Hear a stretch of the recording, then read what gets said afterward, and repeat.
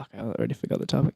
What are we talking about today? We are talking about crashes. Yay! Crypto crashes. Tanks. That's right. We keep using the wrong word. Yeah, it's not a dip. tanks. It's not a crash. Tanks. It's a tank. Tanks. This whole week has been very stable. And then the market today said, hey, were you guys enjoying that stability? Here's a big tank for you. It's just dropped massively. Do we know how far? I want to say like in the last week it was 20% down or something. Yeah. Is that too extreme? I'm to looking say? at the more 24-hour be- drops because that's today is like when it really dropped. And They seem to be between like 10 and 20. Majority of them. Around that. They come in waves. Each one deadlier than the last. One more nail in the crypto coffin. This will be our last episode, so thank you for Do you guys know why it dropped? Isn't that the $1 million question? Yeah. Well, I do know one coin that may be responsible for a fair bit of it. Name and shame, Jace. Name and shame. No, we don't name the coins here. That coin is Big Boob's coin. So that one, no. Tether. It's been in the news recently too. When I Google, like, I literally Googled Bitcoin price and all the results were like, is Bitcoin going to rape your children? Find out why. Like, it's just like, no, but not seriously that, but it was like, we'll dip 80%, like, crypto bloodbath. Will it happen? Some guy tweeted the 80% figure and then mainstream media just ran with it. Yeah. The mainstream media do, in my opinion, a terrible job of covering crypto. Well, they're doing a great job because they've got interest in traditional assets. That's where they want the money to stay. Oh, well, yeah. Conspiracy podcast coming back. We're a conspiracy podcast at our core. You can't stop it. The other thing was South Korea is also causing trouble as they usually do. So their regulation on anonymous trading came in today as well. Right. So if there was a bunch of whales with anonymous accounts, they might have taken all their money out. Yep. So not the best day today. That's true. Well, actually, I still have a question about that, which is if you've got your money in crypto and you want to just keep investing, can't you just use a different country's exchange? I guess you have to cash out eventually, but if you're planning to keep investing for the time being, couldn't you just not pull out of the crypto market? You know what I mean? If you know, move your stuff to another exchange and keep the anonymity. Yeah. I have no idea. Weren't you saying something the other week about why you couldn't do that? Well, I think that's when you're putting actual fiat into crypto. Okay. But I think if they've already got their crypto in crypto, it's kind of a global thing. You can't really. I think you should be able to do that. Yeah. Right? You would have thought that just the Korean exchanges would have a huge dump in activity as opposed to prices tanking. Yeah. KuCoin shares do not buy. Oh wait, are they South Korean? I think so. Yeah. Yeah. Okay. I think it's the main exchange in South Korea. All right. Yep. Noted. There you go. Watch out. This is financial advice. We need to stop saying that. Yeah. Is that why they got like tax evasion and stuff? So if you're anonymous, you can move your stuff around and your name's not really tied to it. Yeah. So the government can't really track you. I imagine that's why they want to start tracking people. Yeah. The anonymity. Like that, yeah. Before we go any further, that voice that you just heard was Dom. Oh yeah, shit. We should. We haven't. We should. Dom. Yeah. We should say. I was going to say your last name, but I was like Dom. Dom. No, it is just Dom. Who's the founder of BitConnect. So, Dom, what do you have to say for yourself? No comment. Okay, fair enough. Yeah, we didn't even introduce that. It was so shitty. Oh yeah. This is the CoinShow Times podcast. It is the 31st of January 2018, 7:55 p.m. Australian Eastern Standard Time. Nice. My name's Joe. The person who said nice is Jace, and Ollie is here as well. What's up? And Dom's here. Yeah. We got this is our first guest podcast. We're very excited. Yeah. What do we do with a guest? Do we just? I was thinking we'd just sit back and let Dom just have a talk to himself for 15 minutes. No. I don't know. We need to work this out. Well, I guess, the first week we were just like literally working out what we should do as we were going. We may end up doing a similar thing here with every segment, just being like. Are we doing the live tryouts for guests doing the theme song?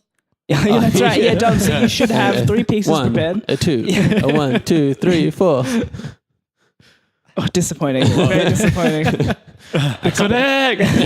Yeah, that's right. Bitconnect. No. But Dom, you are into your Ripple, aren't you? You do love Ripple. Yeah. What do you love so much about Ripple? I mean, initially it was like there's value to it from the start. It's got a product behind it. It was sort of like, oh, these other ones purely speculative.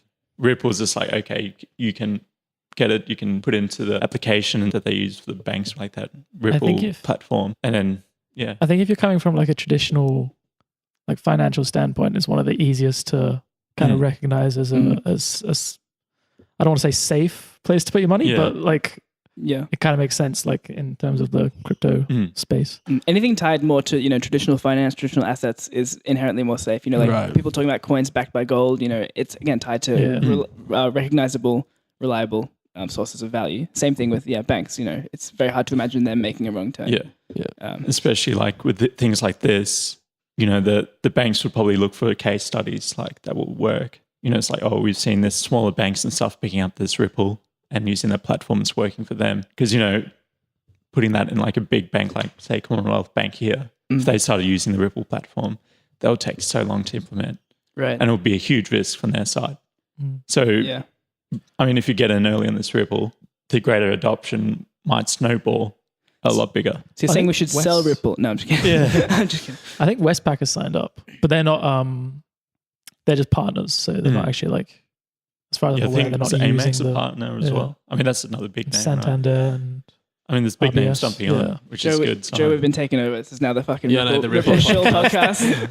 You started this. You framed Dom as a one-dimensional character, Ripple-loving. How dare you? You started this. Well, if we're happy to move past Ripple for a little bit and talk a bit of Tether. Another great coin. Another fantastic coin. But there has been growing concerns of Tether for months now. I know, Jace, you have been following the concerns of Tether a little bit. So do you want to share us a little bit about why people are concerned about Tether? Yeah, well, I think I mentioned it a few weeks ago. Some reasons. I think the reasons I said then were, I think the main reason I said was that they offer no backing to the currency. Right. So they claim it's pegged to the dollar, but they will not accept, they give no guarantee that they will accept one token for $1. So that's already alarm bells. And the other concern was that they haven't had a proper audit yet, and they've like refused proper audits. Right. That was back a few weeks ago, which is still the case. Right. And so that's kind of concerning when a company's claiming to have a really suspicious amount of money on deck, not invested in anything. So yeah. That's literally great. Like that's pretty much just someone starting a warehouse, printing like bits of money and going, oh, yeah, this is worth $1. Yeah, like, exactly. Just go out and buy stuff with this. It looks like Monopoly money. No, trust me. It's worth $1. Oh, no, you can't come in. Can I say, and tell me if this is wrong. So it's part of the problem because they're printing Tether as well, and people are saying this is worth $1, blah, blah, blah. And people are using that Tether to buy Bitcoin. Yep. And then if Tether gets fucked over and fucks off, then everyone's bought all this Bitcoin with Tether, and now that's like inflating the value of Bitcoin falsely. I've heard that lots, except every time I think about it, I get confused in something. It's really weird. In some ways I can get it on a surface level, but then the more I think about it, it seems like money still has entered the market. It's just that money may no longer be where it said it was. Right. I don't know. Again, I get confused. I'm about to. I can see why if there's however many thousands of people who have Tether on their exchanges or in their wallets or whatever, how that would kind of inflate the overall crypto market value. Yep. As opposed, but Bitcoin itself, I don't understand it either. Yeah, and the other thing is like if prices are dropping, people can put it into Tether and then put it back in into the market once the prices have dropped. Yeah. So like that's, and if Tether's actually not a real actual thing, that's kind of weird as well. Right? That's been the funny thing recently because whenever there's been a dip, I think a lot of people have put their money to Tether for the reason you said, to try and avoid the dip and buy back in low. But it's funny because I think the reason we're talking about Tether is because there was a recent, not recent, but recently reported subpoena against Tether, which I don't know the details. I'll let you get into that in a sec. Mate, you're just stealing. That's the one line ahead. That's the one thing I hear. I don't even know what subpoena means, but that's the one thing. Joe's got the nitty-gritty details. He'll bore you with those in a sec. He's got a 50-slide presentation. No, but it's funny that has happened and that's brought the market down a bit, we think. But then it's funny that people are like, oh shit, better put my money in Tether. Avoid this dip. When that's like the thing that's causing. Well, there are other kind of stable coins coming out. There's like Maker Coin with the DAO. You guys know about Maker Coin? No. Yeah, it's like it's Maker. This company called Maker has made a new stable coin And please don't ask me the difference. Wait, between what? Did you say DAO coin? Yeah, so Maker's the company, and they have a thing called the DAO, which is stabilized to the US dollar. What the difference between what, that and Tether? Yeah. I mean, there doesn't have to be a difference, right? They can be achieving the same thing. It's just that maybe their audits are properly and transparent, and they're happy to show that they have the value that they claim. There are differences, though. Okay. I do know that much. I don't know what they are. You said don't ask me. Was that a double bluff? But yeah, so quickly on the auditing of Tether, this is, I think, not super recent news, but so they were getting audited. Tether? Yeah, they were. Right. And some pretty diligent people noticed that on the company's website that was auditing Tether, Tether came off their clients list. Yeah. And they were sort of like, hang on, Tether, weren't you guys getting audited by these guys? No comment. Yeah. Well, that probably would have been better because I think their comment was pretty sus. Oh, really? They said something along the lines of, so these auditors, they were doing such a thorough process that it was going to take way too long. We wanted this done like a lot quicker. It's like, so you told them to like stop their audit so you can get it done quicker with like less checks and balances. It just seems super dodgy. Yeah, we got Uncle Gary to do it. He's fine. He says everything's great. Yeah. Can you imagine? Like, it's all right. So where do you keep the money? It's like, we're going to end this contract right now. So please, here's the door. Too many checks and balances. I wanted to like hand over this piece of paper that said, we have this much US dollars. Handwritten. Yeah. So this isn't green crayon. It says doll hairs, not dollars. Hey. He's on to us. Get him out of the building. Yeah. So that's super dodgy. That was Bitfinex that released that statement. Yeah, well, they're connected to each other, they are. And the CEO's the same. Same dude. Yeah, there you go. And then, they got a subpoena. So. That's a bit more worrying, I suppose.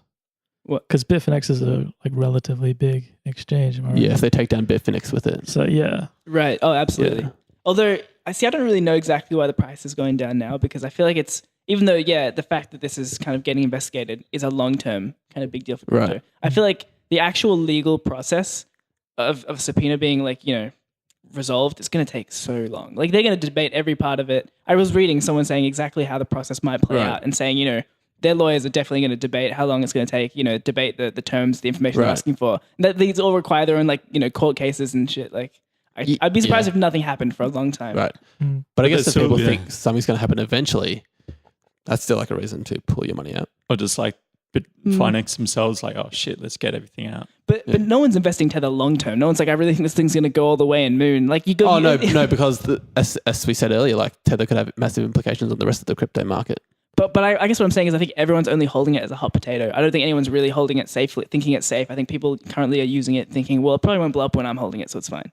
I think that's the current use, in my understanding of Tether at the moment. So sorry, maybe I should have pointed out, when I checked the value of Tether today, it was at 93 cents, which is surprising because normally when there's a crash in Bitcoin, the price of Bitcoin goes down and the price of Tether goes up, as you expect, because there's more demand, but only by a couple cents. When I say price goes up, it's still always near a dollar. But it was at 93 cents or something very low.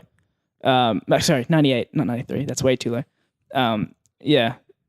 But the fact that it's below $1 is surprising to me if money is going down in Bitcoin and yet that's going down as well. Where was the subpoena from?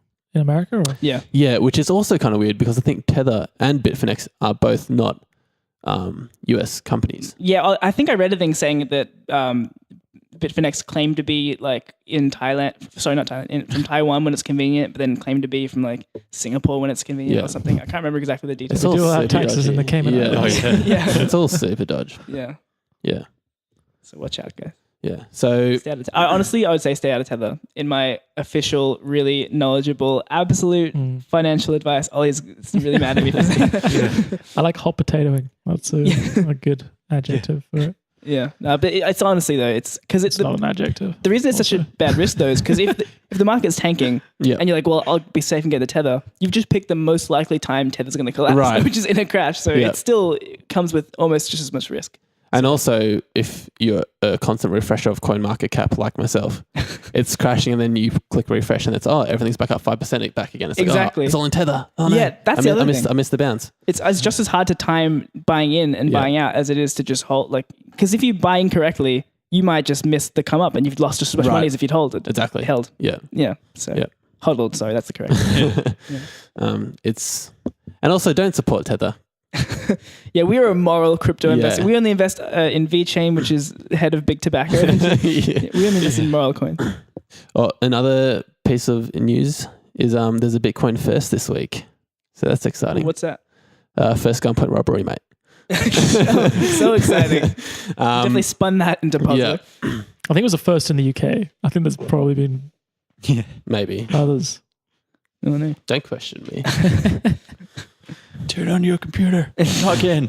That was literally it. Like, shit. He had the wife like tied up and the husband at gunpoint, like telling him to. All right, I guess you could be the news guy now. I'd send you the news piece. Spoilers, dude. But anyway, where was I? 4 balaclava-clad men forced their way into what's his name? Danny, I can't remember, Aston's home. All right, Ollie, head up. You keep going with this. Who actually runs a digital training firm. And Jesus, the guy just got robbed and they're giving away like all his fucking personal information on the news. Yeah. And they did tie up his wife, as you might have heard earlier, and they put his baby outside in a pram. What? Yeah. But why? Well, we'll take care of this while you make the difficult decision. We'll take care of your baby. Free babysitting, free of charge in this complimentary well, process. have you seen that episode of Black Mirror where they... Don't spoil Black Mirror. Okay. No, go on. Well, in the future, they had this device, in the Black Mirror future, where you can sort of like put this needle in people's heads and then you can access their memories. All right. So, yeah. So wait, well, how does that fit into babies being... So if the baby was just watching, in the future, you put the needle in their head and they're like, those are the guys. I can see their face in the baby's vision. But like the baby might not be storing that. Like if you asked me, if I walked past one on the street now, I would know what they look like. And I think the baby is observing with similar... It's recording into its memory with similar accuracy. Sorry to be a downer on this, but I feel like that wouldn't work because the baby... Yeah, otherwise it would have been a very good observation I made. So Black Mirror isn't... factual. On Black Mirror, they got a hamster and it worked. Oh, really? Yeah. The hamster's just like remembering every single thing it heard in English. Well, in Black Mirror, it's sort of like watching it like a TV show, the people's memory. Yeah. Their sight as it came along. Yeah. Yeah. So, but let's not get bogged down in Black Mirror. Now let's keep going. What episode? Yeah, we're in the enthralling tale of this gunpoint robbery. That's true. Oh, Danny Aston. But you didn't answer my question. Why'd they put the baby in the pram? So we didn't say anything. They put the baby I don't know. I'm not mates with the guys. A strange detail to just have unexplained, right? Well, they didn't do like a tell on Oprah. We didn't know these things. They just did it, and then that's what the police saw, and then that's the police report. Did they bring their own pram or grab a pram in the house? Were they ready? Like that's what I want to know. Stop hijacking my news. Two men with balaclavas are just rocking that baby to sleep outside that house. you just pass 4 men, but carrying 4 prams, just like past you, like, empty. That would be so weird if you just like see a guy with a balaclava walking with the pram. That's what just a little bit of yeah. Look away. Who's a little? Yeah. I lifted my hand and motioned a gun just for the visual gag. Didn't make it. I just had this flashback back in when I was like very young. Oh shit! The memory's being unlocked. Joe was robbed as a kid. Like we were going on walks as a family as a kid, and we wear like black balaclavas when it was cold. Yeah, I guess that's the only legit use for them, right? Is to keep your face warm. I guess it is England in winter. That might have been family of criminals. Yeah. I still reckon that's so uncommon. For the reasons you're mentioning, you look like the most suspicious person. And if you're a child, maybe it's fine. Or if you have like a rainbow or pink one or something, it's probably like fine. I think if you got a black one, it's too like if you're holding like a sack with a $sign on it, it's too close to what we're expecting. There were family tiptoes, not walks. Now that I think about it. So put the baby outside. And put a gun to this guy's head and said, "Danny boy, transfer over that Bitcoin, that sweet Bitcoin." So you were there. You do know exactly how they said it. No, that's from the baby's head. Thoughts? Well, when I first heard it, weirdly, scary. But my first thought was almost like, "Oh, I wouldn't do it," which is so stupid to me because I don't know what I would do in that situation. But like, you wouldn't hand over the. I would almost be like, I don't know. Like if I'm stressed, I'd probably like act real stressed and like I can't remember. I don't know. Well, you could have like your wife's tied up and they just disappeared with your baby. You don't know where the fuck they are. They're probably good guys. They're taking care of my baby. No, but You're like, a gunshot. It's like, all right, I'll give you the NEM. I'm keeping the Tron. but I guess it's a question of are they planning to kill someone, right? Do they want to kill a man today? Look, I'm saying I go toe to toe with them. That's all I'm saying. Psychological mind game. Put your jukes up, guys. Yeah, exactly. I don't know. It just feels like, because at least with money, you can rip it out of someone's wallet or their hand or their safe or whatever. But like, you can't really force it out of a computer. When you said the first thing I thought was, would I do it? I was thinking, rob someone. Like, would you rob someone? Like, why is that the first thing you're thinking of? Yeah, it's like, ooh, that's profitable. Yeah, think about that. But like when they transferred it, would they had to be like, oh, what's the address? And then be like 7. Okay, I got the 7. 3. Was that T or 3? 3. Okay. Like Q, or capital Q or lowercase Q, and they're like there for like half an hour. Well, yeah, it's also a question of where he stores it and like make sure he's reading it correctly. Yeah. You know what? I mean, maybe this will spawn a whole group of people who have like backup decoy seeds with like money, like different money in a different wallet that's like less and stuff, and like telling their wife if they ever get arrested, say this string of 24 characters, not this. I don't know. Yeah. You remember X123? You remember X1? Yeah, exactly. Having them separate. There's actually a mind wallet. That's a real encryption method. They call it, like 3 of 5 or 5 of 7. Basically, you split a private key into X many chunks. Let's say 7, and then you can have it be 2 of 7, which means that if you have any 2 of those 7 bits, you can log in any 2 of them. Or you can have it 4 of 7. You need 4 of those 7, but any combination, which is really interesting security. And I think a lot of coins are using that to secure their networks, where it's kind of half centralized, having let's say 100 really trusted nodes, but then it stops them from really like colluding too much by giving them only parts of the puzzle. So I remember hearing an interview of a guy who works for some blockchain company. Who does that, like they're based like a security company, and they have, I suppose, part of the key, and then also you'd have part of the key, and then I think there was one more which someone else had. I can't remember what he said. Stored on the top of a mountain. It seemed smart at the time. Yeah. Not that I could tell you what the company was called, or well, that's how I think I was looking to Salt, the lending. Yeah, I think I was reading. You mean like you put it on like fish and stuff? All right, mate. Okay. Look, this is like the comedy podcast. Get these one-liners out of here. No, Salt, the lending platform for cryptos. It was interesting reading how it worked, where it uses this 2 of 3 encryption, where basically you've got part of the private key. Oh, wait, hang on. So yeah, there's 2 keys, and like you have one, and the third party has one, right? And then there's another one. There's another auditor company or something where it's like I couldn't remember the exact details, but it was a really clever way of having if there's a consensus between this group or this group or this group, they can take the money out, which I think was really interesting. Right. So it's really cool how crypto is actually using maths to do cool shit in the real world.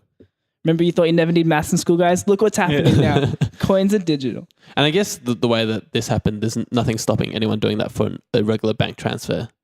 Exactly. You can have it reversed on a bank transfer. That's the thing. Oh, that's true. There's no security, but like you could go up to anyone and say, on your phone, get your phone out, transfer me all your shit from your wallet, from your phone. You could be on the street. That's not stopping anyone. So there's probably a lot, because it's, decentralized. Yeah, that's true. You got a higher risk of this sort of thing happening. Yeah. And I think they do, they're often quite lenient with stuff like chargebacks. I think it's only if you really abuse it that they won't do a chargeback. They generally favor the person who's asking for the refund. Yeah. Right. Yeah. Well, that sort of feeds in nicely to the next news story, which is the fact that $400 million worth of NEM was stolen from a Japanese exchange coin check. Oh, yeah, I heard about this. I actually don't know the details, though. I'm noticing that all our news is always very negative. Well, news generally is negative because that's when stuff goes wrong. It's news. It's not like another good day. That's the news. Well, I guess the positive news would be like, oh, this coin moon like shit, but then it's not as interesting. Yeah. These wars didn't happen today. Yeah. Well, I guess it's actually in a sea of terrible, the really like good stuff's interesting, but crypto's been a sea of green for ages. So I guess it's almost like, wow, something not performing well. That's crazy. And I think there's a bit of good news within this story. There's a little silver lining, which I will get to shortly. So there were low security wallets that they were stolen from. Do you know the difference between low security and high security wallets? I do not. Well, I think there's just... One has a lower security. And this has been Security Tips with Ollie. So I think there's just less like criteria that you have to meet on a low security wallet. So if you do stuff like Google Authenticator or mobile verification codes, that's all adding to security. So that's a good incentive to add more security to your platforms and your wallets and accounts. So CoinCheck is going to refund the $400 million. Yeah, I heard about that. That's amazing. So that is amazing. That's why I said it leads in well from what Don was saying, because often we think like banks, if something goes wrong, like someone steals your money, you go to the bank, the fraud department, and they might be like, you know what, no worries, we'll refund you that money. And so CoinCheck is doing that. Yeah. So that's kind of cool that's happening in the crypto world as well, because a lot of people would think in crypto, if that happens to you, it's just gone. Well, there's another one, a big one. I want to say Coinbase. I don't use them, so I don't know. But I think there's another one that's they claim to be completely insured against hacks. So if you get hacked, they claim to give you your money back. So that's really reassuring as well. Right. Coinbase, they're pretty big, Yeah. It kind of makes sense for them to do that, because like these platforms are making millions and millions of dollars, and like credibility is everything. Yeah. Although I should say there probably is a difference between, like, they probably cover, if they get hacked, they're like, oh, my bad, I'll give you some money back. But if you say, I accidentally sent my money to the wrong address, they're probably like, oh, yeah, too bad. Yeah. Like, I don't know. But again, it could be a competition thing where the exchanges that get the most business are the ones that offer the most safety features. Because exchanges are making so much money. Yeah, like literally, I think, was it Coinbase was making literally millions of dollars a day? Yeah, so they can a day. often afford it. Yeah. So I wouldn't be surprised if they start offering it in the future, or if other exchanges do. Yeah, that's why it makes so much sense, for them to actually do that kind of thing. I mean, the fact that they're willing to give up $400 million worth of NEM, that's like crazy. That is crazy. But that's awesome. It's in Tether though. And also NEM has, what has NEM done? They have created an automated tagging system to hopefully track down the stolen NEM. Automated tagging system. Yeah. Please don't ask me anything. I was like, this sounds complicated and technical. Where are you going with this? Wait, so who did that? The exchange or NEM themselves? NEM did that. I think. Okay. I think. Okay. People voted on whether they should be allowed to do that, like put a tracking system on that stolen NEM, and they voted, and then they said yes, and then NEM did it. So is it on the stolen, or is it on every NEM now? I think the stolen NEM. Okay. That's interesting. As I said before, the mainstream media is covering crypto terribly. But then this is a real good coverage right here. But my question with that would be, what are exchanges or anyone, what are they doing to prevent that marked NEM entering back, into innocent people's hands? Because I'd imagine it's so hard to, if you're on NEM, it's hard to really go to every exchange and be like, right, don't let any of these tokens in our protocol go through your system. That's like a really tough thing for an exchange to do. So I wonder how effective it's going to be in the long run. So do I. Ethereum, answer me. Tell me. Didn't Ethereum have something not to the same scale, I don't think, but similar? It was like years ago. They had like some sort of hack or something, or a group took a certain amount of Ethereum, and Ethereum, the founder, what's his name? Russian dude, Vitalik, that's the one. He decided what would be best would be to roll back the blockchain, so that all those transactions would be null and void. And there was a split in the community whether that was a good thing or a bad thing. Was that Ethereum Classic? Yeah, that's where Ethereum Classic came. Sorry, I spoiled the end of your story. Yeah. And that's where Ethereum Classic so that was the rollback, I'm guessing. Yeah. Right. But there's still people that are venomously against the fact that they did that. Yeah. Well, it's almost so I've forgotten already. I'm a goldfish. What was the cause for them rolling it back again? I'm not 100% sure, but I believe it's similar. Like there was some sort of hack or something like that. Yeah, right. See, I always feel like, even in that case, it has to be whatever goes.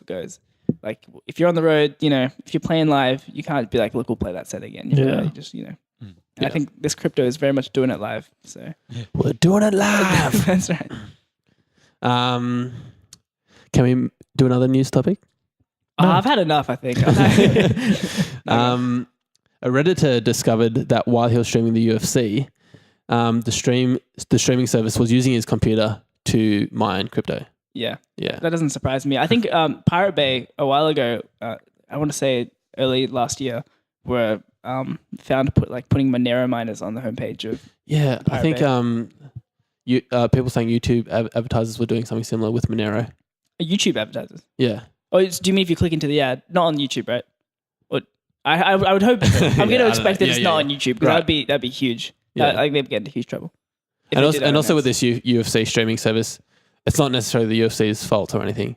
Well, it might be their fault, but they're not necessarily like the big wigs of UFC aren't like trying to do it. I thought you were talking about like an illegal streaming service. Yeah, that's what I thought as well. Like just an illegal a real streaming. dodgy, like, watch UFC here, XX maybe. 2 ad. Yeah. Research out of 10. Well, no, but I am not sure either. But I mean, I think legitimate companies are looking to it as well because it's a way to get around advertising. Like so many users hate advertising, so it makes a lot of sense to like find alternatives, whether it be like mining. Who's going to use your computer for processing power? Yeah, exactly. In exchange for this content. Yeah, and for a lot of people, that is a really good deal because they're not going to use it anyway, and the load is negligible. It depends how much it's mining, of course. But for other people, it'd be really annoying. For example, if you do your own mining, that's going to really screw you up because your computer won't be able to handle that. So, I reckon like things like botnets and stuff will be like that's very extremely useful. Oh, I didn't even think about that. Maybe go to detail for these guys and for the audience because I think it's a good point about what a botnet could do. And what is a botnet? You just send out like something that will take over your computer and just run stuff in the background. Say you send a botnet and it takes over your local library or something and they've got 10 computers in there. You could get a virus out, to like 10,000 computers and you got 10,000. Oh, yeah, they spread super quickly. And then, do this mining of this coin, send it all back into this address and you could make a lot of money. And the reason probably happening. Well, the reason, that's the thing. I'll say the reason that should be so powerful is because often with viruses, the thing that gets them caught is because they have to do something to kind of reveal something off, and like they want to spam you with ads, or like a lot of people have viruses, they don't realize it because the virus doesn't reveal itself. And this is exactly the kind of case where there'd be very minimal need for the algorithm or for the virus to reveal itself because it's not really hindering the user at all. Maybe only a little bit. And I have heard people saying they've got viruses saying, "Why is my CPU so high?" Yeah, CPU usage. And they're like, oh, it's because you had this virus that was mining Bitcoin in the background. But I think the scary thing is the botnet because it's one thing to do it separately on tons of computers, but if you can do it like synchronously, like cooperatively on lots of computers, I think that would be really scary. Because at the moment, there are people with mining. If you wanted to mine Bitcoin, for example, it's not profitable because you need a really powerful computer. But there are these things called mining pools where you basically all combine your mining power and then someone splits the results among you. Because the way it works is you kind of have to get the block. And so, like, if you're... I was finding this fascinating. I'll just let that engage you on. No, but it is interesting because, like, this is how, like, Bitcoin makes how it enters the world. That was a legitimate yawn, sorry. No, it's all good. Legitimate boredom. All right, anyway, I'm lecturing. I'm lecturing. It might be a common mistake that you can mine bits of a block to get a reward. You can't. You have to mine the whole thing. So if you've got a real shitty computer, you might just never mine a block. Because you're never the fastest to do it. You have to be the fastest. So it makes sense to mine in pools. And that's the scary thing with with botnets. If you've got 100,000 computers all mining the same like weird coin, they could be getting it every time and making so much money. Yeah. So, damn. Yeah. Anyway, new project for us, I think. Yeah.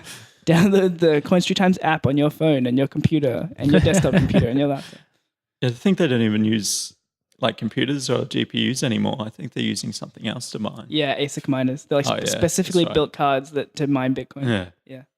Imagine because there's another thing, getting a botnet into these other like big mining places with thousands of those devices. Yeah. If you got a botnet in there, geez. Definitely. Yeah. Definitely. Just siphoning off a bit of profit from the company, essentially. Yeah. Yeah, that's all the news I've got, guys. You guys have anything? There's the Ponzi crypto that just opened up recently, apparently. Which one is this Ponzi coin? Yeah, Ponzi coin. Wait, there's an old Prodeum. I think it's the one that we're thinking of. The one that's going to revolutionize the fruit and vegetable industry. Oh, that one. Yeah. They had like the full-on fake website. If you go to it, it looks pretty legit. Well, the website's gone now. Yeah. But it's still... Don't spoil the ending. You can still see it. If you went to it, it would look pretty legit. It's still in the Google cache, so you can check it out there. Yeah. But yeah, they had the white paper and all this other details. There's a lot of news around saying that they managed to pull in like millions, but I think that was like more of like a news headline grabber. Yeah. Because someone had a look. Apparently their wallet was, sitting around not active at 19th of Jan. 2 Ethereum eventually got dropped in at some point, which is what... Wait, the creator's wallet? Okay. It was the one that they used for the ICO. Right, okay. So was it just a very unsuccessful ICO? Yeah. What was the... I didn't have a look at the white paper, so I'm not sure how much effort they put into all of this. Right. But they did take up, all the images of the people of the company on the website were all taken from like LinkedIn and stuff. So using made a whole fake thing. Yeah. And then obviously replaced the page with penis. Wait, I think you buried the lead. So they exit scammed. Yeah. They exit scammed and replaced the website with the word penis. Yeah. It wasn't even a good penis. It was like Times New Roman, size 12 font. Oh, no, it was like literally the HTML file would have just been penis. Yeah. Yeah. And all for what, $202,800 Australian. I was thinking they made a lot of money off that. Yeah. But they didn't. They didn't made like. I mean, according to this website, they was looking at the wallet. If that's legit, then they didn't really pull away a ton, but it's still, something to be cautious about, I mean, because, it's like, oh, this new ICO, people are just hopping on just for the case, you can just get in there and like just ride the wave and just sell. Like, no, who cares about the technology? But now you could just get someone making fake websites, fake things, and saying, hey, ICO, jump in, this is, some tangible idea, nice looking, graphics and stuff on the website, and just, jumping off. Yeah, it is very common. Also, I don't want to jump to conclusions, but if I Google it later and find out they actually did steal millions of dollars, I'm not only going to know that you did BitConnect, I'm going to know that you did Prodeum. Oh, yeah. They stole no money. It's fine. Don't investigate it. Yeah, I've heard analysts and people in the crypto world just talk about how like upwards of 80 to 90% of all ICOs are essentially just scams, just people setting up websites. 80%? Yeah, well, really, really high. And that reminds me of more news I have, which I recently heard that Facebook is planning to pull all cryptocurrency related ads from their service. Don't say, like you were going to mention it. I say I only heard of this recently. So next week, Facebook coin. Yeah. But it's actually funny because it makes so much sense to me because every single ad I've seen for the last, I don't know, so how long? Yeah. A few months. It's all been crypto. Right. Yeah. And you might think I'm into crypto, but I'm not like that into crypto. Like I've got other interests. Yeah. I've got other things I should be. That will be up. directed though. There will be people on Facebook not getting any crypto ads. Although a lot of them, like some of them will be because you have, you can click and see why am I getting this ad. Like some will be because, you show interest in Bitcoin. Other just like, you're a male between like 18 and 50 or something, Yeah. Yeah, I guess as a crypto community, if we keep putting our money into dumb shit like Prodeum, you know how like South Korea's government saying, we want to ban crypto because we want to save you from yourselves.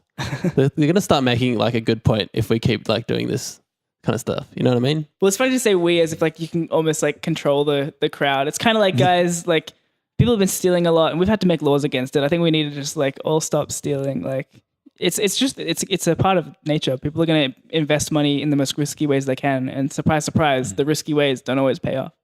But when they do. Ponzi coin comes out, baby. So is that all for news or? That's all I got.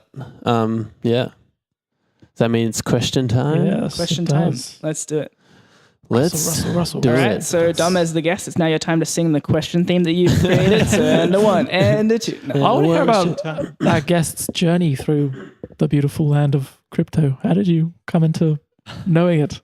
Like how did you start? I mean, you guys started. We got credit. Yeah, we talk about this every week. You're the guest. No, but we talked about it ages before we did the podcast. I think Dom's saying, us talking about it is what. Oh. Yeah. Although we wouldn't really talk about Ripple, right? That was your own discretion, doing your own research. So do you just one day give it a Google, see what it's like, could make money here. But I guess that's the theme. That's the theme of crypto, to be honest. Right. Well, in that case, and that concludes the journey of going through crypto. To be fair, we don't have extensive resumes either. We all just started investing. I guess actually no, we can add started a podcast to our resume. Yeah. I take that back. Yeah. It's on my resume. Podcast host and creator and talent and writer and talent's a strong word. Well, Jace, you're going to add a theme song maker.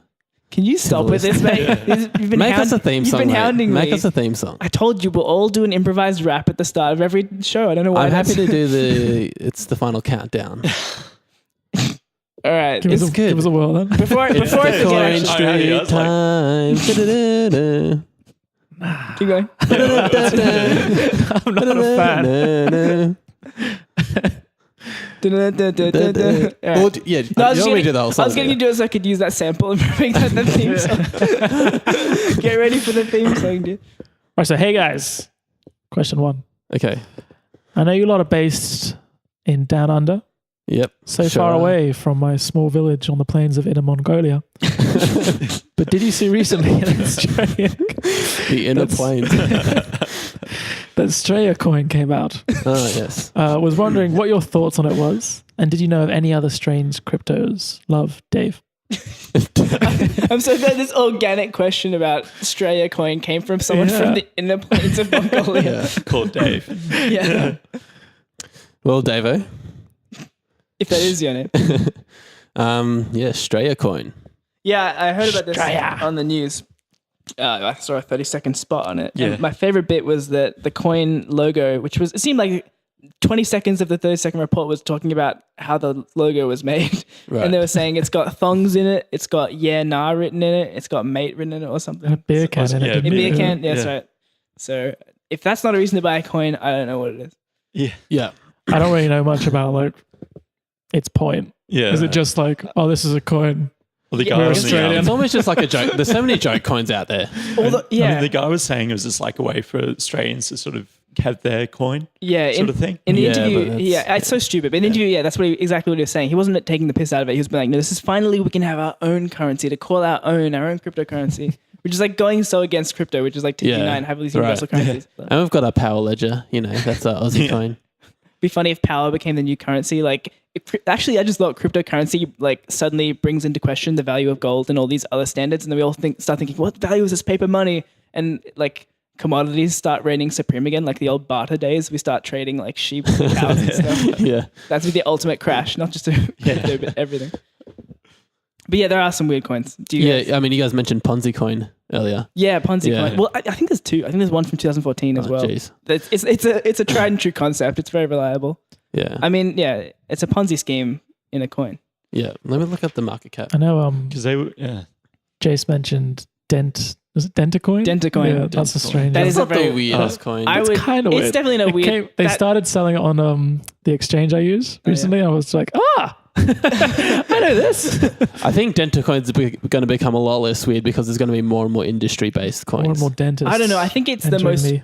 more and more Yeah. dentists. Into space. It's 9 out of 10 dentists endorse Dentacoin. No, I think it's funny because when there was the last biggest tank that happened a little Okay, while ago. yep. I went on CoinMarket because it was just a bloodbath. I think it was like 30-40% Right. down and everything. I sorted by most down in that time, and it was amazing Yep. how all of the coins, almost in order, were all of the dodgiest, riskiest coins. Like all the coins Yeah. that were the most. I was gonna say Verge. I hope that's not offensive. I think Verge was, but like Dentacoin, all the really specific use coins dropped the hardest. But then after the resurgence, like they came up the hardest. So Right. they came back to where they were. Right. But I thought it was really funny how it's people showing their true colors in a crash. Yeah. If it happens, they're really the least The confident. weak hands, yeah. Well, it's kind of showing the coin is really Right. not. It is weird. It's Yeah. not the most believable Yeah. coin to believe in. It's, Yeah. you know. That's actually how I found Ponzi coin, just doing like market cap, biggest drops of the week. Yeah. Ponzi coin. That was a bit after BitConnect dropped.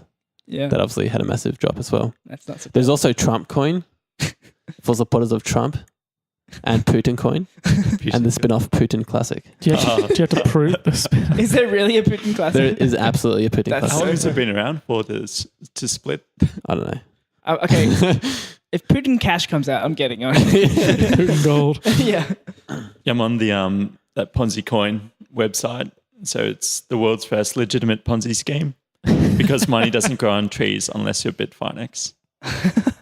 Remember I used the term legitimate Ponzi last week? Yeah, and we're Yeah. like, wait, what? But that's the crazy thing about the market. I'm telling you, I'm not at the head of Ponzi coin. Fuck, we have so many dodgy people on this podcast. Yeah. First the guy leader of BitConnect, and now clearly the leader of Ponzi coin. Couldn't have been more obvious in that line. Because on that website, they also had like a little tag saying, just an insane, social experiment, Now they replaced it with, this has gotten crazy out of hand, I apologize, but we will no longer be selling Ponzi coin on this site because this was a joke. I cannot terminate the contract, but I will not be selling any coins that I own. For clarification, I did not profit from this.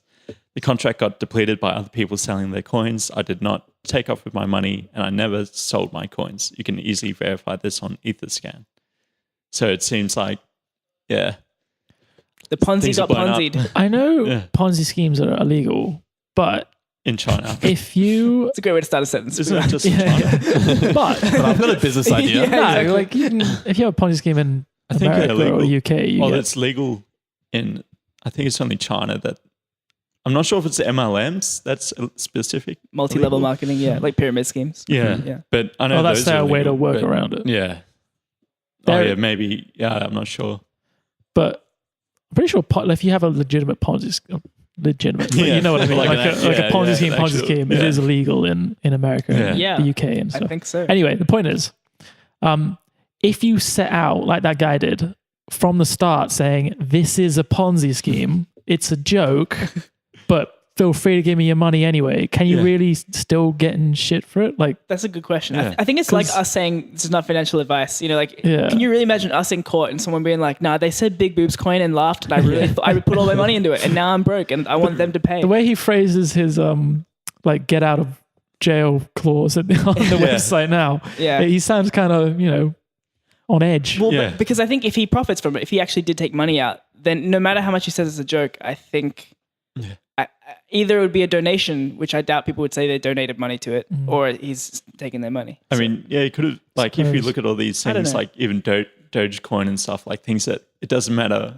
how like ridiculous you make something, you can make people put money into it. That is an interesting gray area though, I guess. I'm not sure. I guess like, because you think about online gambling, right? Like, can you imagine someone, this company coaxed me into gambling on their website and I lost all my money? You can't really get your money back from there. Yeah. So I don't know where the line is. And I think the guy should be on edge after what happened with BitConnect and the fact that everyone's like hunting for heads for BitConnect. Although BitConnect was a 100% serious way to make money. And I think I probably would believe that it was, if you're calling it Ponzi coin, it probably was a joke. At least some extent. Yeah, it wasn't on BitConnect. They even had in the website, there was like transparent with the sort of way that the sort of system worked. And it's like, okay, this is clearly, they weren't really hiding it too much that it was like a pyramid scheme. BitConnect? Yeah. Well, the pyramid scheme part of it was it's funny. It's almost like that part was fine. The issue was the Ponzi scheme bit where they leave with your money. That's the that's true. Yeah, no, but pyramid schemes can be shitty too. Like that's it's just funny how they were doing. They had so many layers to their scheme. Yeah. I mean, I don't know why anyone would still put their money into it because it's you can see apparently in the US like some sort of organization and analyze all these pyramid schemes and stuff, and 95% of the time you would probably completely lose your money. Yeah. Well, speaking of which, I actually on the weekend. God damn it! What did you do? What did you invest in? I was watching YouTube videos on crypto of all things, and I saw like on the side I got linked to one from I think Trayon James. The guy that he shilled BitConnect is a real dickhole. Go on. Anyway, so I look at this. I'm like, oh, okay, I'll watch it. He's talking about BitConnect. And then I go to his page and look at the most recent ones to like see how they've changed, what he's doing exactly, like if he's trying to like hide the fact that he was shilling for them or like whatever. And all his recent videos are still like, BitConnect, like buy the dip, guy, buy the dip, like I know, these fools hodl. Oh man, it's like that's so bad. God. I guess if you were one of those promoters, there's 3 ways you can go about it. Number one is you say, I'm so sorry, guys. I massively fucked up there. Let's just go from scratch.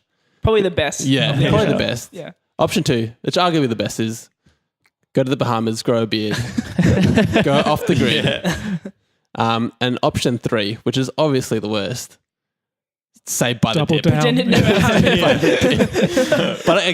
But the crazy thing is, like, if you're stubborn, you're always going to choose option 3, the worst option, because you can't admit that you're wrong. You have to just commit to it. But you know what's funny? I guess option 3.5. Do you know Crypto Nick? He's another one of those YouTubers who promotes, but he's probably the biggest promoter of BitConnect. Right. And I don't watch his videos, but when I found out this happened, I was like, I wonder what his video is going to say. And he put a new video out, and it was just him saying, there was this new news article. I'm really excited about it. They were saying they're going to cease trading. So, I just want to say what a wonderful time it's been. Like, it's a shame we're running out of time, not doing it anymore. But what a wonderful time we've had on BitConnect. And so, thank you guys for, joining with me on this journey. Like all these, and just basically said, well, it's over.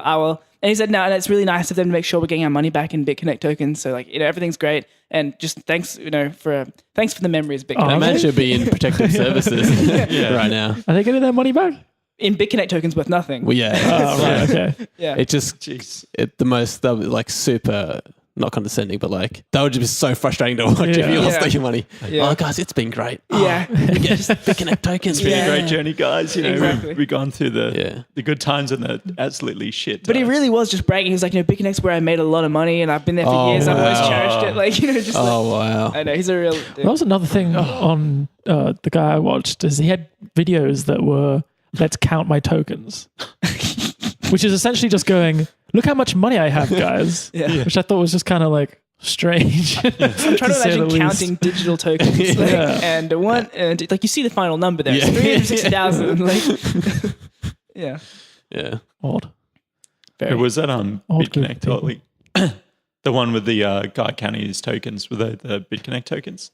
I didn't watch the entire thing. I heard him say, right, it's time of the week where we count my tokens again. And I was just like, nah, I'm not doing this. Not this week. Because, like with those pyramid schemes, they have like those massive checks and it's like, they always get the people like, hey, look at me. Right. It's probably like the crypto version of that. Like, hey, let's count my tokens, guys. Look at this. Yeah. Whoa, whoa, whoa. Yeah. I feel like that's the kind of videos that people kind of want to watch as well. Like, I feel like people don't check CoinMarketCap as much when the graphs are going down, but when it's going up, people are checking it more. And also when the market's going well, everyone wants to watch YouTube videos on crypto, like how to count hundreds the most efficient way, or like which Lamborghini to buy. They kind of want to watch those videos, not like, holy shit, it's dipping. Yeah, that's very true. I guess it depends what the YouTube channel is. If it's just a general news channel, then either way. But if it's a general news channel, they're probably like, crypto's crashing, get the fuck out. Yeah. Oh, you mean crypto news? Sorry, I thought you meant like Oh no, yeah, crypto NBC. news. Yeah. Yeah, okay, right. I was gonna say, I hope the crypto news aren't saying to get the fuck out. That's pretty bad. That's when I would be worried. Yeah. But speaking of Ponzi coins, there was the power of weak hand coin. Yeah. This is when it's going off. Is this the one that it won't crash? Yeah, it's like because that's the funny thing is that this one is truly the most transparent Ponzi possible because it runs on the Ethereum network and every transaction is secured by smart contracts. So there's no middleman to take your money. It is literally the most transparent, honorable Ponzi. The problem is just that it's a Ponzi. So basically early investors make money. Late investors, sorry, not Ponzi. It's more of a pyramid scheme, I guess. Anyway, early investors make lots of money. Late investors lose all their money. Because the way it works is you buy these coins, and when you buy in, 10% of the money you bought in with gets distributed evenly among every other previous buyer, and then you get 90% value of the coin. And then at any point, you can sell that 90%. So the idea is you buy in, and then as people buy in after you get money. And it's not the first time this has happened. It's similar to CryptoKitties, similar to this one I think called Ethereum. It's like Pokemon knockoffs on the Ethereum network where you buy them and evolve them and like your goal. Basically, literally, you just buy it. And it's sounds better than CryptoKitties. How did I not hear about that? Like marginally, it's still the fact of you just buy it and hope that 100 people buy it after you, so that you make your money back. Oh, right. That's okay. the idea. No, I think that they have like features. I don't know. I really don't want to. It's the worst because it shows how like short-sighted we all are. We're like, I'm going to be the early adopter. Like, when statistically the majority of us won't be. Like, that's just how it always works. So I hope that. No, I've got more weird coins. Oh, right, okay. Joe pulls out like a huge scroll. All right, first Bitcoin, second Ethereum. No, buckle yourselves in, guys. No, there's Legends Room coin. Have you heard of that? Legends Room. But basically, if you have 5,000 of these tokens, you get a lifetime VIP membership at the strip club in Vegas. Oh, that's interesting. Yeah. That's actually a pretty cool use. Oh, where can I buy this? Yeah, that's actually really interesting. Well, another one I know, I don't know if it's on your list, is you hear about the Supreme coin? No. You know Supreme, the fashion brand, where it's like real exclusive. It's just like a fashion ICO where like they're releasing a limited number of coins and it's just a collectible. So you can just have a Supreme coin, like a real Supreme coin. That is so up their alley. Yeah, I know, right? Shit. I know. Each coin's worth $1 million. Yeah.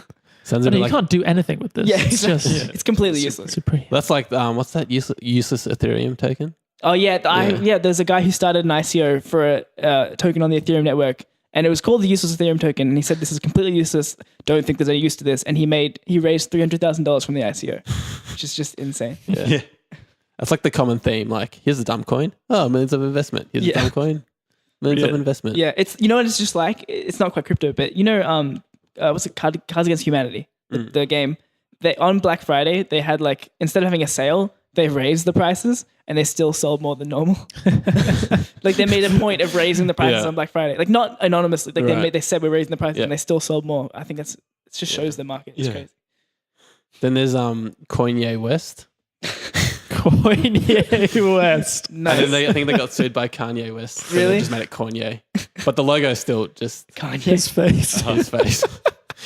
There's Unobtainium. Oh, is that I thought that was just a legit coin. Fuck, I didn't look into it. Well, I know it's nothing still about kind it. of weird. I think it I know is nothing quite about legit. Isn't But that it's just from, what's the movie? It's from like general mythology and like comics and games and everything. I mean, a lot of like coin names I just have those kind of references. Like even today, That great reference. I was looking like for those beep boop, you know. No, but What's the today, movie with the blue aliens and the English? Avatar. Avatar. Yeah. That's what they're mining. Yeah. Unobtainium, yeah. But I was searching for Stellar today, so I controlled F Stellar, and there was a coin called Interstellar, Like the movie. like the movie. Yeah. Each coin is named after a cast member or crew member. And then there's also a token called a fuck token. And can I play you guys the? It's mainly the audio that's important. Ooh, our first audio clip. Please do. In today's society, millions of people are plagued by a lack of ability to give a fuck. Underlying this epidemic is perhaps an even greater problem. There is no universal standard for the valuation of one fuck. That is why we created finally usable crypto karma, I get it. or fuck token. With our Ethereum-based cryptocurrency, we have constructed a peer-to-peer ecosystem where fucks can be readily distributed through tips on social media platforms. Yeah, so she just goes on for another 30 seconds. But pretty much, if you don't want to give a fuck, you don't have to give a fuck token. But if you do want to give a fuck, you can give a fuck. And that's fuck token. And now I'm done, Ollie. Move on to your next question. Drop the mic. I actually quite like that last one, to be honest. I mean, it had a little audio gag with it. That was great. So, Dave, from the inner plains of Inner Mongolia, the wild steppes. Hope that answered your question. Oh, I thought you were reading a new one from the Inner Plains of Mongolia. I'm like, Jesus. What are the chances? It's like how David Hasselhoff got real big in like Germany or whatever. Like, Wasn't he? That's us in This Mongolia. podcast just has a big following in the inner plains of Mongolia. Mongolia. Yeah. Isn't he German? I'm confused about that He's reference. American. Well, like he's an American celebrity though, right? Yeah. I thought he was an American celebrity. I feel like I want to say he's from Austrian. Baywatch. Let me just Yeah. I think I might be getting confused with Schwarzenegger. Oh, sorry. He's definitely, Austrian. Yeah. What I meant though was he's a celebrity. His music is popular in Germany. That's what I meant to say. Oh, right, Sorry, right. I cut that bit out. Yeah. Yeah. His music is Is he not popular. singing in English or German? This is like trivia from the 80s. We'll have to look into it. I'm not really sure. Right. Well, hello. Wait, is this coming from? Is it me you're looking for? Oh wow. No. It seems like most people see cryptocurrencies as more similar to stocks than actual currencies or assets. How long do you think before the speculative nature dissipates and people begin to view them for the underlying technology themselves? Cheers, Mandela from Brooklyn. Right. Mandela, very well Very articulated indie question. parents in Brooklyn. Yeah. That makes a lot of sense that he got the name Mandela. I don't choose our fans. Yeah, you just bullied our one fan. I guess to me the most logical answer to that question is when we actually start using it as currency, right? Mm. Like when we actually buy stuff with like cryptos. when does it stop being an investment and when does it start being something you A transact currency, with? yeah. When we actually start transacting with Or at it. least All right, next question. when it becomes mainstream in terms of adoption. Yeah. Well, I guess the question wasn't like what's the difference. The question was like, what was the question? When we're going to start when do you seeing it like, yeah, because right now we do essentially see it as a stock, right? yeah. Yeah. I mean, think about A this lot of podcast. people, When we're talking about the value of it. At the end of this podcast, we invest $1,000 and see how that's done. Yeah. Like, there's no segment where we say we paid grandma $50 in Ethereum. Yeah. We should have that segment of that. We pay grandma every week. Every week. And every week she's like, what is this? And that's the segment. I don't own a computer. Stop contacting me. Just someone's grandma. We give a grandma every. Okay, sorry. Oh yeah, but yeah, I guess crypto is doing a lot of weird stuff that like actual currencies, not actual currency. That's kind of how dare you? What are you trying to say? what fiat currency would never do. Like for example, I'm a bit of a fan of mixed martial arts, and one of my favorite fighters is like sponsored by Dash. Right. And like you're never gonna have a sportsman sponsored by like the Japanese yen. You know what I mean? Like, Arsenal got sponsored by some, I don't know who it is, some American coin that's doing an ICO. They're sponsoring Arsenal now. Jeez. Yeah. Okay. Yeah. Actually, it's funny that like it's almost privatizing. It's not actually, but there's a risk of seeming like we're privatizing money. Like, you know, if Google had Google coin and suddenly they had controlled the world's currency, people would be rightly scared. Like, like I don't want Google to value it, all of us, and have control of that. So I guess with having a company on shorts as a logo, that might lead to that. Yeah. But I think as it grows, like that will be less of an issue. And also I think as public understanding grows with crypto, we'll start separating the company that made the coin from the entity that is the coin itself. Because if it's decentralized, it really has a life of its own. It's not like, you know, Vitalik Buterin who started, or who's in charge of Ethereum. It's not like he can just shut it down. Like, you know, he really, I mean, we talked about that rollback. He can though, yeah. But he didn't, he couldn't. He relied on convincing the miners to start mining a different fork of the coin. And so you can't kill the other coin unless everyone stops mining it. So it really has a life on its own, and that's the magic of blockchain. That's why we're here. It's because it's decentralized and it, you know, takes power away from big companies. Yeah, can we have some like inspirational music layered over the top of this? It's the Coin Street times. Yeah. But yeah, I think that is something that will happen with time. But also, it's more of a societal thing. I think just understanding the difference between the company that starts the coin and is promoting the coin and getting it out there in this very early phase, as opposed to the late phase where it's already out there, and knowing that the company really can't tamper with it all too much. What do you guys, Dan, what do you think about crypto being an investment or a stock or a currency, and where do you see that going? Probably inevitable. Sorry. All good. That it's going to happen. So, you know, this has got that decentralized aspect, but, you know, whether things will ebb and flow between being centralized and decentralized, maybe it might, you know, go to decentralized first. Right. I don't know.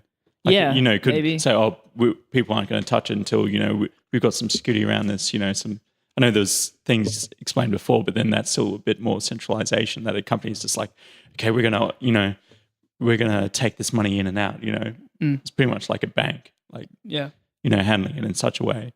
So I don't know if we'll go in straight away in the way that it's, you know, this is the idea about how it's going to work with a decentralized bit.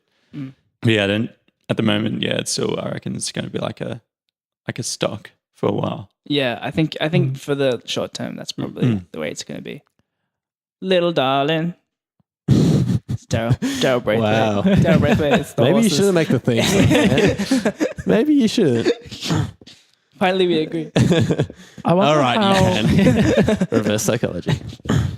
At what point in adoption will people speculating on the price have a minimal impact on the price? Or will it always be the case that people are trying to make money off of it? Well, that's an interesting part as well. I realized that because you were talking about the difference between Japanese yen, they would never put a logo on Dash. But then I was thinking about it, that people do kind of trade world currencies to try and make money. Yep. And then they do fluctuate. Right. So it's as much as we like pretend that they're just fixed.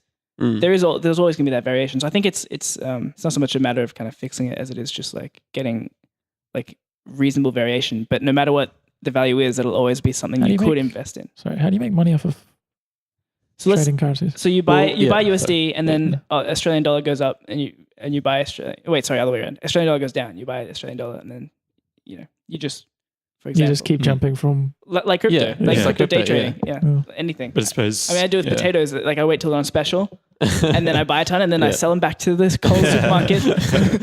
Hey, it's Farmer Miha. I'm back here. You know? Take your. I want refunds at full price of all these potatoes. But then, it's got that. You know, with real world currencies, like it's got like backing. You know, the backing of the country, and so I suppose that's a bit another difference. I suppose you got the technology behind the crypto, but then I know the other issue was like, you know, you could just create a whole new crypto and then, you know, it's still volatile. Like it's like, you know, maybe have like in the future, maybe say Bitcoin, which is probably not going to happen. That's But, say Bitcoin's like the one that everyone uses. Right. It's like, interoperable. It can be used for all these different applications. It's a solution. And someone comes out with a coin that's so much better. How do we sort of manage this adoption to the new coin, which will be a potential inevitable result, especially if we're talking about decentralized aspect? How do we is there you'd still have a managing body which will make it more centralized, saying, all right, we'll do it in increments, so, no one gets screwed over here. Yeah. Or we'll just just flip it over. Yeah. I think it's kind of like gold. If you think about, back when bartering and stuff was a thing, and then people thought, we'll use precious metals and things that are valuable. I think when, currency came along and they're like, actually, let's use these little things. They're way easier they're way more liquid. They're way easier to spend. Gold didn't become, valueless. It still has value. It's just not transacted in.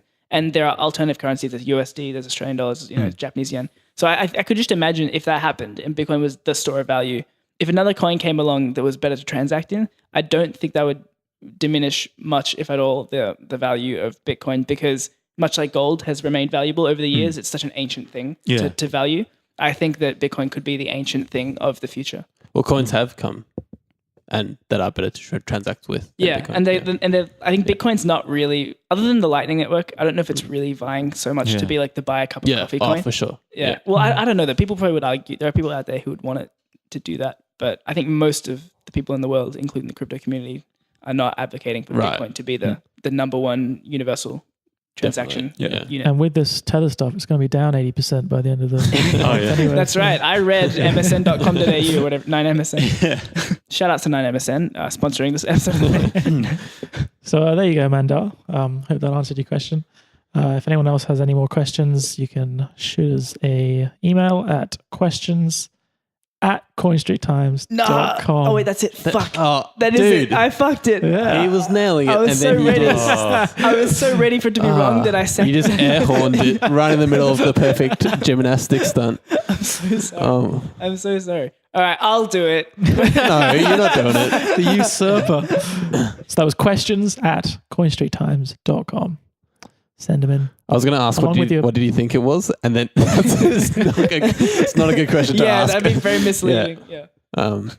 We just start brainstorming new emails we could possibly use. Along with your theme song suggestions. Yeah, also, if you have any suggestions for a theme song we could use, or a genre or a parody we could do, a song that fits the words Coin Street Times well into the name that we could rip off, please get us some ideas to get Joe off my back so that we can have, or actually, if you want also, this is really reaching, if you are in the inner plains of Mongolia and have some audio recording equipment you want to use, don't brush the dust off, record a theme song and send us in. We'll use it. If someone actually does that, that'd be like the most amazing thing ever. Singing. Yeah. Look, if you record like just you coughing, we're going to use it. Like if you send us anything, we're going to use it.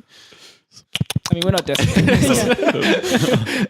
Yeah. Right. So, all right. We'll play Should we go on to coins? Yes, See how we go did? on to coins. I realize that coins is a very weird way of saying that. Go on to the game. The game. Yeah. So we haven't talked about coins at all. Exactly. Yeah, that's what I mean. So we'll just reintroduce to Dom as well as the audience. So each week we take our fake $1,000 and we pick the coins that we would have invested in.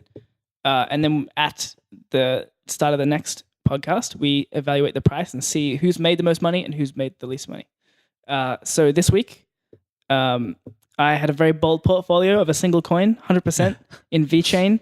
VeChain. Which started the week at $8.1. And after a solid, steady downfall, is now at 6.22. Oh, mate, sucks to suck. Didn't that one spike? Recently? I managed to buy the high very well. It did. Yeah. Yep. It spiked almost to a point where no one in their right mind would buy it, I would say. Yeah. No, I'm just kidding. So it's down, 23.2%. So $232 down the drain. Next person. Joe. Yes. So Joe invested 50% Stellar and 50% Nulls. Yep. And he, with all these dips this week, tanks, I'm sorry, managed to come out with only $40 missing from his pocket. Oh, $40 so he's only down 4%. Okay. So I'm happy with that. Very much in the running in this terrible week. Drum roll, please. All right, and we have Ollie with the most diverse portfolio: 30% Stellar, 30% basic attention token, and 40% basic attention. Yeah, it's a good one. And 40% Ryblocks. And he managed having 4% loss on the first coin, 7% loss on the second coin, and a 18% gain on the next coin. He's up 3.7%. So we have a landslide victory with he's done it with $36.84 in his pocket, owing nobody. You made money this week. That's crazy. Well done. Congratulations to Takes the crown for the first time. Oh yeah, this is Ollie's first victory. Yeah, it is. I kind of wanted to win and then say a really douchey statement of, I was hoping you would win this week. But alas, I won. But no, well done. Is that right? I did. Ryblocks? Nice. Oh, Ryblocks. It's the one that went from like nothing to like $30 and then down to like that's the one that 15. Jesus. Mate, that was what clinched it at the That's Ryblocks. crazy. So. Yeah. Yeah, and that was the clincher. That was what got him his victory. Over the finishing line. Yeah. Well done. Yeah, So- Ryblocks was a great pick. It was a good pick because it had come down just the right amount. But yeah, so I guess what's the rules again? Who goes first? Ollie will go first. Ollie goes 'cause first. he I go won. first, which is fantastic. Because So now we're going to pick our coins for the next week. I am going to go 50% Stellar, Oh, wow. Ooh, he's on the train. 50% Ripple. We're going to go bank friendly this week. Controversial Ripple. Not Yeah. a lot of fans in the room. Oh, 50-50. No, I was going to It was say. a joke because we have a disproportionate number of Ripple right. fans in the room. Well, Dom's. Is Dom playing this week? I vote Dom puts in a pick and we'll see how it goes Yeah. next Oh, week. yeah. And Dom could very well win it. That's Yeah. my vote. We know Dom loves Ripple. 100% Ripple. Yeah. I mean, it could be. Let's not spoil Dom's Okay, picks. okay. Let's not spoil. Dom will go at the end. Okay, is it me? Yes. Yes, I will go 100% into Electronium. Oh, Another 100%. Ooh. Electronium had a really bad week, so that's why I'm buying it. Ooh. And it also had a really successful beta on its mobile mining platform. So that's something that's really sets Electronium apart, the mobile mining platform. Right. So most mining platforms are computer based. So that's pretty cool. And they did a really successful beta test. So and they had a bad week. So time to rise. That's very interesting. Let's go Electronium. It'd be very interesting to see a coin that can be yeah. mined on mobiles. That'll be really. Yep. Yeah, I wonder sure. how they've done. Yeah, I wonder how they expect to get any, real amount out of that. You have to. Well, you can just adjust the difficulty of the mining, but the tricky thing is suppose so, excluding other computers from doing it. I guess, but they probably have that. It sounds Yeah, like if you got like the. And it's a bit more environmentally friendly, I guess, to mine on a mobile. I guess the less computing power. Yeah. The more. So too late for me to change my picks. Yes. More I don't know. lithium. He wants to copy me again. He usually gets to go after me and copy 100% me. Electronium. Oh god! Where's a Ripple? What do you want to do? And then we'll decide after. I want to add one more coin. What is it? I'll go 20% in it. So 40, 40, 20. What coin do you want? Well, I feel like that would. So he has to reveal it. Yeah. Yeah. Oh, Yeah. I'll let him do it. Okay. I This is normally secret. I would never. I'm very strict about. Okay. I run this game. I'm very strict about the rules, but I might allow a concession. Just this once. We each get one. Concession. Yeah. Yeah. In our lifetime. Yeah. Yeah. This is it. Yeah. I'm going to go 20% and me say go. Okay. That's a Well, hot pick. why do you want to go into me say go? Why the Well, sudden? wouldn't you like to know? I would like to know. I just really like the project. They're okay. down a lot recently, and I think they're in for a good week. I think I agree with you, but I think the reason that I would go into it, if I were to go into it, the reason I would go into it is because it was hyped ages in I want to say June or August. It was hyped ages ago. It was the number one most talked about coin. And then it disappeared completely, didn't get shielded anyway. It wasn't even mentioned. And now recently, in the last few days, people have been like, hey, remember that? Things are finally happening for it now. Because the biggest criticism before was like, everything's ages away on the roadmap. And now it's like, I think people starting talking about it again. So it's not a bad pick, I would say, in my opinion. Well, there you go. So I will now reject your chance to do that. And I'm going 100% of you say go. Exactly. No, for my pick, so if you recall last week, I did a risky thing. I went 100% VeChain, and it went all the way from its nearly all-time high, not all-time high, a very high of 8.1, straight down to 6.2, the biggest dip it's had in recent memory by far. Oh, don't tell me he's And gonna. so, when the market's red, you've got to double down. 100% VeChain, no. baby. 100% He's done VeChain. I mean, and honestly, that's kind of a lesson. Cigarettes for babies. Because honestly, like if I sold now, it'd be a real, like, you know, it's the biggest dip it's ever had. Yeah. It's like That would show you got a weak hand. Yeah. it's literally just started coming up in the last few hours. Okay. Selling now would feel I was just about to say, I looked at CoinMarket and it's green. exactly. That's cool because that means VeChain and Electronium are going head to head this week. Oof, yeah, lightning sparks. Yeah. Because they're Electronium Oh wow, yeah. chains. V. Yeah, All right, and what about our guess? yeah, Dom, Right, you can pick. So you have $1,000. Generally, we say in percentages. Yeah. And please don't do anything like 1% this, 2% this. Oh, no, 1%. I won't be that picky. All right, what are you going to go for? I'll probably go 30% Publica, Oh yeah, right. Ooh. maybe 30% ITC. That's the IOTA chain or whatever. So that's Chinese IOTA, I believe. Yeah. Yeah. Oh, pretty is it? much. Oh, okay. It's, I think, yeah. So it leads me with 50%. Oh, no, 40%, sorry. Don't try and game the system, man. You only got 100%. So my That's first another one of 100%. Maybe 20% in Oh, well. BRD. In what? Yeah. Sorry? BRD token. Oh, bread. Yeah, bread. Oh, what's bread about? Well, hang on. Well, let's get them all out. It sounds like we've got a few to explain. Okay. Let's get them all Yeah. out, and then we'll go into. Actually, yeah, the bread one, there's not much. that's thought fine. behind that We've one. picked Okay. 1 week. Ollie picked a coin just because, and he said he knew nothing about it just because it was red. Okay, so don't worry if you don't know. Moto. Yeah, didn't do That well. fucked me. Anyway, so what have you got? What was the 30, 30, 20? Was that? Yeah. Now it's the last 20. I reckon. The I tension have to is go. palpable. Jeez, The room. I had one in mind. Everyone's holding their breath. Let's just go Ripple. He's done it. Everyone thought he might say it, and he's done it. It's happened. He waited till the last one. Yeah. Missed the Ripple, went Ripple. Crowd erupts. Ollie erupts. So, okay, let's go through the coins you picked. So Okay. Publica, can you give us like a really brief, like just what does it do roughly? Or like what's the idea behind it? I suppose it's like that, with the current publishing way, they have to go through like a publishing company. Right. So I think they're trying to I don't know like the ins and Yeah, outs. So no worries. perfectly. But yeah, they're saying someone's got a book, an idea that they want to sort of publish. I think they've got everything from sort of science journals to a fiction book. They can cover all these different types of books. Right. So it's essentially I've got this idea for a book, this is my idea. And people can just go, it's, mainly the tokens between the different currencies. So you might be working and writing this book in Australia or whatever. It's like, I need Australian dollars to pay for this book being written, So you get someone puts some tokens in or puts their money in from wherever they are in the world. Right. Goes to the tokens. Pebbles, I think they call it. The token. Yeah. Well, so it's like book publishing on the blockchain. So do they have Yeah. a physical printing press? Oh, the solution behind that is having printing stations around so you can go around Okay. and just get that printed. Okay. I think that was the idea, but there's something around that. And then they're also releasing their own sort of ebook. So yeah, you have, they got everything from ebook reader, right? Yeah. Yeah, Sorry, right. Ebook reader. Yeah. No My worries. mistake. No, I got confused. But yeah, it's pretty much, that's Why Pebbles? You think they go with something more book related? Isn't there already an Yeah. ebook reader called Pebble? I could be wrong. Oh, there's a Pebble No Watch. Oh, Pebble Watch. I'm getting mixed up. Yeah. But yeah, that sounds like a good one. What was the next one? I never. I see. yeah. I haven't heard of that. ICT, yeah. You guys have to explain that roughly to me. I've not heard of it either. Oh, it's just like the sort of solution around sort of, the Internet of Things stuff. So it's just like, content sharing and stuff through these, whatever it might be.